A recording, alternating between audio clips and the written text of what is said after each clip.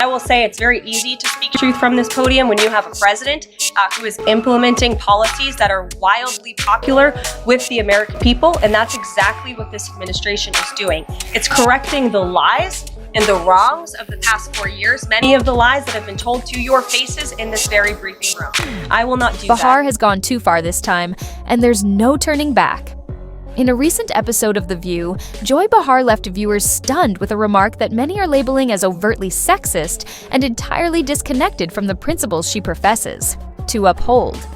More funding for illegal DEI programs means no more funding for transgenderism and wokeness. I would like this young lady this is her first job, I would like her to do a little homework because she said something yesterday that really pissed me off. And that was, she said, there will be no wokeness here. Oh, yeah. Let me explain something to you. Because without that wokeness, you might not have that job. Yeah. Because women were not invited to that table. Women were not invited to many tables in this nation. The reason we fought and busted our behinds to make sure that you didn't have to worry about this. And now to hear you talk about it and to hear anybody talk about the wokeness was put in place for a reason. Because Black people couldn't get into colleges. Because women could not get into the colleges they wanted to go to. This is all women. Yeah. See, this is not Black, Asian women. This is all women. Women were not invited to this party. It was a man's world, and we busted our asses to make sure that this was a person's world. Press conference for Donald Trump's press secretary, Karoline Leavitt. And if you assume she was a pretty white lady with a noticeable cross necklace, you were right. And of course she was Trump's press secretary during the campaign, but that was all about trashing Joe Biden. Now she's in an elevated position representing the White House. She's here to talk about what the administration is going to do moving forward. When Joe Biden was in the Oval Office, or upstairs in the residence sleeping, I'm not so sure. Oh, shit! Speaking about Karoline Leavitt, Donald Trump's 27-year-old press secretary, Behar suggested she was chosen solely for her looks. I believe she's likely been placed there because, in Donald Trump's eyes, she's a 10. Behar remarked. But Karoline Leavitt wasn't going to let this go unnoticed. She didn't just defend herself, she flipped the script on The View and called out its hypocrisy for everyone to see. When Joy Behar made her comment, many expected Leavitt to either brush it off or offer a calm response. Instead, she fired back with a sharp, fact-based rebuttal that left no room for ambiguity. Let's talk about the fact that Democrats have been labeling President Trump a to democracy for the better half of 10 years. Let's talk about how they have compared him to one of the worst mass in the history of the world, and that Kamala Harris and Joe Biden weaponized the court system and the justice system in this country against Donald Trump in an attempt to imprison him. He sat through a courthouse for 7 weeks this past year, and the Democrats were hoping he would go to jail for it. That is real political that has led to 2 heinous attempts on President Trump's life that, by the grace of God, he was able to escape, and he is here with us today. So yes, President Trump knows a little bit about political because he's experienced it himself. And talking about the tragic realities of war that Liz Cheney and her father, Dick Cheney, have got this country into is not political. It's talking about the reality of the foreign conflicts that the Washington, D.C. establishment have sold out young Americans to for decades. Yet, of course, after those attempted attempts on the former president's life, his opponents reached out to him and said they do not accept political. That has been a key difference. I do want to play you.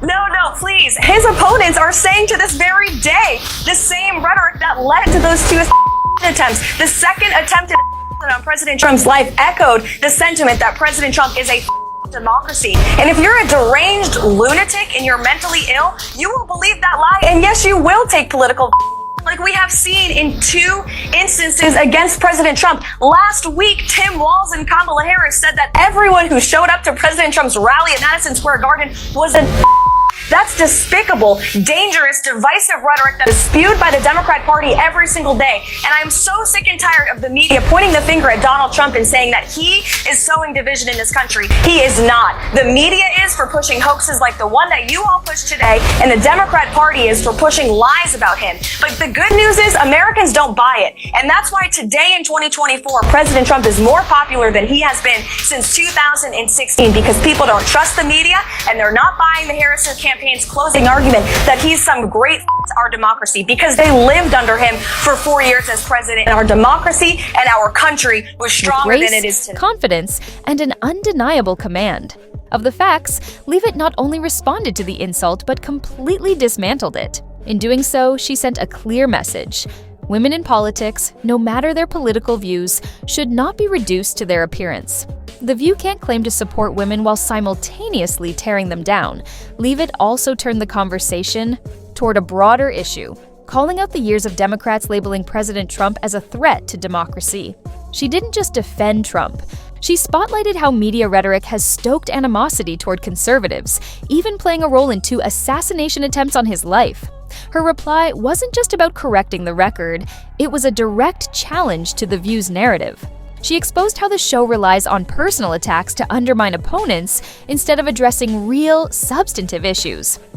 By the time Leavitt finished speaking, the atmosphere in the room had completely shifted. Behar appeared uneasy, and even Whoopi Goldberg seemed momentarily caught off guard. But the tension was about to escalate when Whoopi attempted to intervene.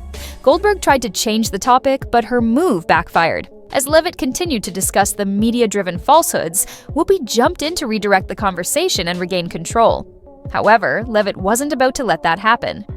No, please, she firmly interrupted. Let's stay on topic. She pressed on, highlighting how the constant attacks on Trump have emboldened extremists and led to tangible, dangerous outcomes. In that moment, it was clear.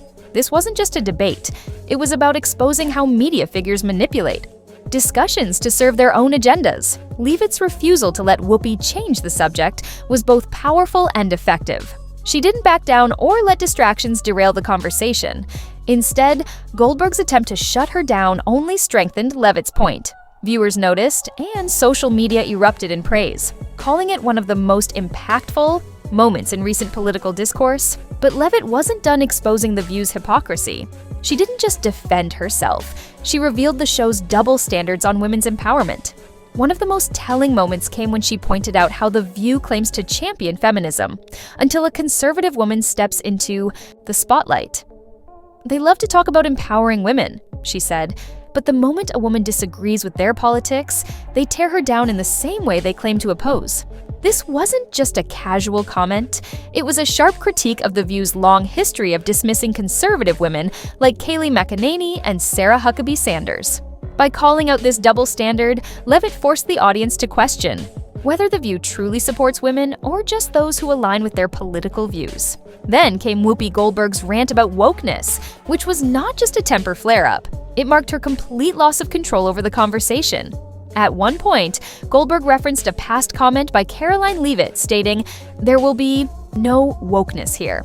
Clearly flustered, Goldberg launched into an impassioned tirade about how wokeness drives societal progress.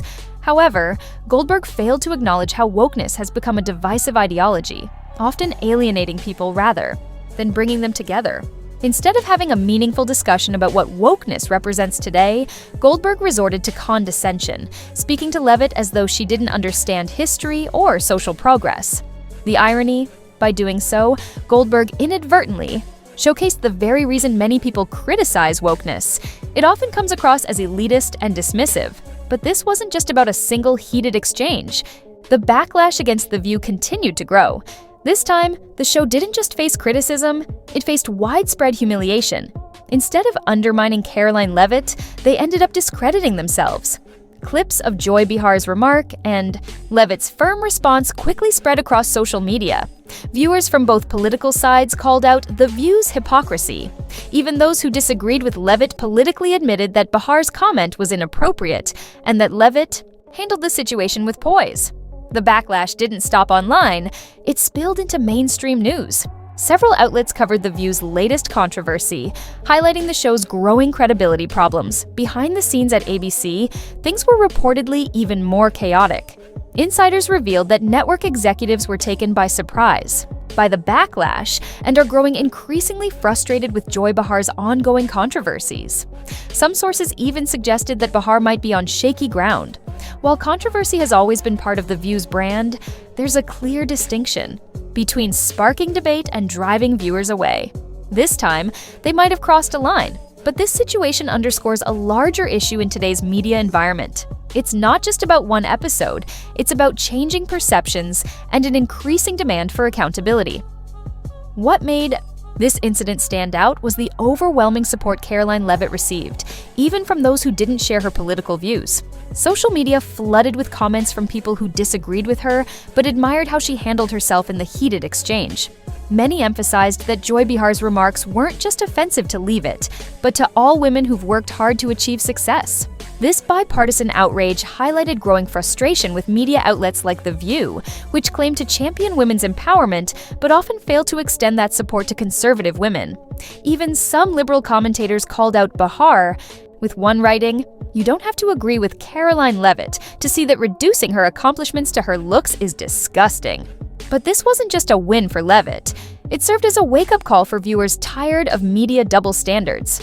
As public support for Leavitt continued to grow, the controversy highlights a recurring pattern in how conservative women are treated by mainstream media.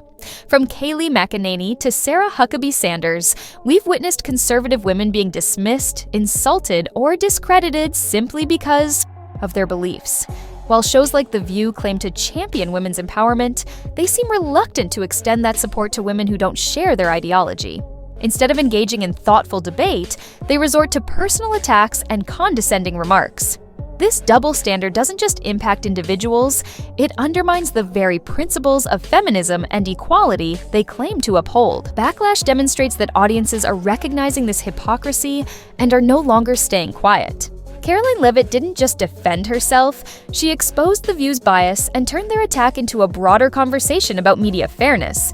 With ABC scrambling to manage the fallout and viewers demanding accountability, the question remains: will The View finally change its ways, or will they continue down this path? One thing is certain, Karoline Leavitt emerged stronger, while The View may never fully recover from this. If you enjoyed this breakdown, don't forget to like, subscribe, and turn on notifications for more updates. Let us know your thoughts in the comments.